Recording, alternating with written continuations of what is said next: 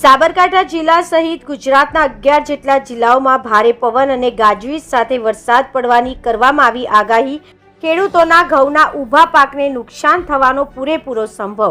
ખેડૂતો બન્યા ચિંતિત। રાજ્યના હવામાન વિભાગ દ્વારા હવે 12 માસ કમોસમી વરસાદ વરસતો રહ્યો છે। એવા સંજોગોને લઈ બીજી વાર કરવામાં આવેલા હવામાન વિભાગ દ્વારા કમોસમી વરસાદની આગાહીને લઈ વરસાદ પડ્યો હતો અને ભારે પવન સાથે વરસાદ પડવાના કારણે કેટલાય વૃક્ષ ધરાશયી થયા હતા। સાથે જ ખેતરમાં વાવેતર કરવામાં આવેલ ઘઉંના ઊભા પાકને નુકસાન પણ થયું હોવાની ખેડૂતો મારફતે જાણવા મળી રહ્યું હતું।